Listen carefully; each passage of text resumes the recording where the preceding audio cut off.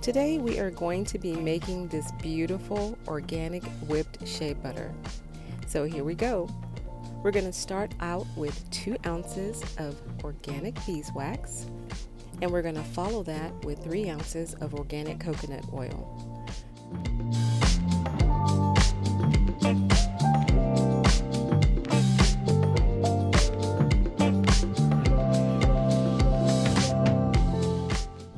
Now we want to make sure to cover up the beeswax with the coconut oil. That way it won't burn in the microwave. We'll go ahead and take our mixing bowl. Into that we're going to add 3.2 ounces of sweet almond oil and 1 ounce of jojoba oil.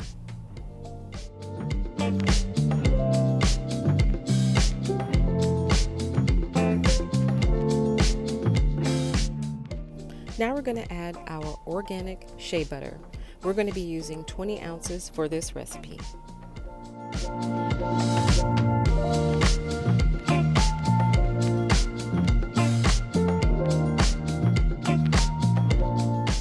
So once we've got that all measured out, we'll return the bowl back to the mixer and we're going to whip our butters for 15 minutes.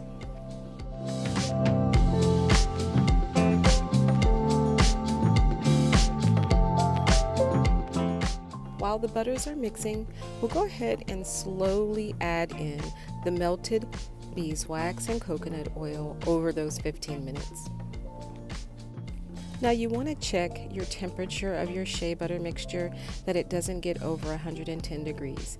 Anything over 110 degrees can cause the shea butter to create crystals and make the butter grainy.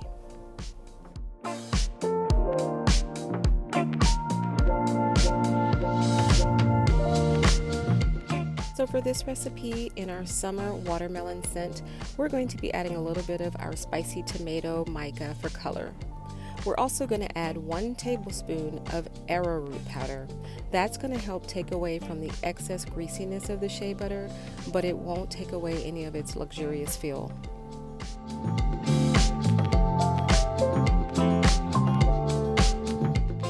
Finally, we'll wipe down the sides before we transfer this shea butter mixture into our piping bag. So here we've transferred it into the piping bag and we're going to let it sit for 1 hour, maybe a little bit more, to let it firm up. It's pretty hot this summer in Texas. I probably could have let the shea butter mixture sit just a little bit longer, but I'm still happy with the results. So we'll go ahead and just kind of prime the piping by squeezing out some of the initial shea butter there, and then we'll go ahead and pipe it into our jars. These are 8-ounce jars, and I'm just trying to make sure that the jar is completely filled, that there's no gaps on the side, and that I have a nice, even presentation.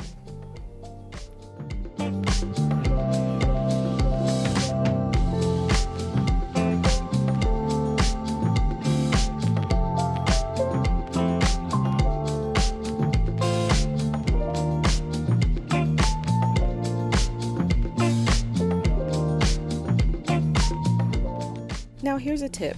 If you'd like, you can add more shea butter, up to 10 more ounces, well 10 to 12 ounces, back into your original mixture, and you can whip it for much longer if you want a more airy shea butter.